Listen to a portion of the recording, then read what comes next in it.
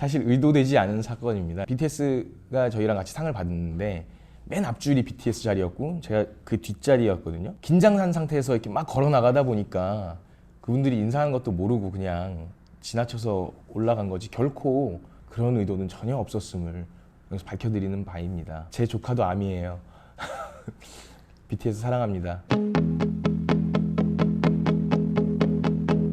전 백수왕국 대표를 맡고 있고 지금 마터 연출을 맡은 하동기라고 합니다. 네, 마터는 독일 작가인 마리우스 폰 마이엔부르크가 쓴 작품이고요. 기본적으로 제가 이 작품을 처음 만난 건 2016년이었던 것 같아요. 그 해 수업 시간에 해외 희곡을 소개받으면서 하는 시간이 있었는데 거기에서 영어로 된 대본을 처음 보고서 선택하게 된 작품입니다. 기본적으로 베냐민이라는 학생이 이제 자기가 느끼고 있는 성적인 갈등 그 부분들로부터 시작을 해서 그것이 이제 종교적 신념이라고 주장하면서 발생한 갈등을 다루고 있고요. 그로 인해서 다른 선생님들과 또 그 선생님의 또 지인 다른 가족들이나 아니면 또 다른 선생님들 간의 갈등들 그리고 또 어머니와의 갈등 또 목사님과의 갈등 등 여러 가지 갈등 요소들이 베냐민의 종교적 신념으로부터 시작되는 작품이라고 할 수 있을 것 같습니다.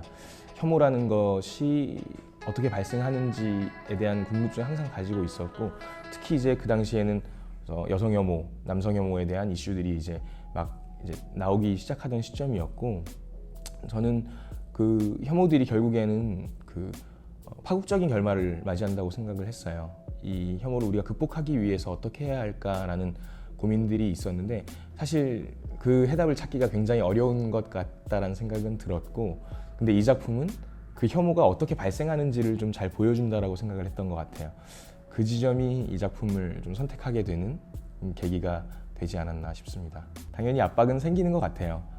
그런데 역시 항상 고민하는 건 이 재공연이라고 해서 허투루 아니면 좀 더 쉽게 하진 말아야겠다라는 생각들은 계속 가지고 있는 것 같고요.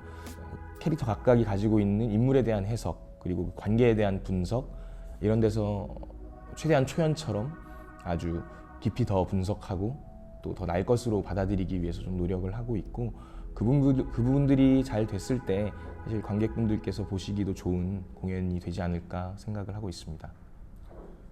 이 작품은 우리의 일상에 굉장히 쉽게 찾아볼 수 있는 이야기라고 생각을 합니다. 어느 면에선 그걸 확대시켜서 무대 위에 가져다 놨기 때문에 그 이야기들이 좀 특별해 보이는 것이겠지만 이 작품을 보실 때 우리의 일상을 좀 들여다본다라는 마음으로 조금 더 깊이 들여다보시면 아마 가시는 길에도 본인의 일상 또 본인에게 있는 혐오 이런 것들을 좀 발견할 수 있지 않을까 생각을 합니다. 많이 찾아와 주시고 즐겁게 즐겨주셨으면 좋겠습니다.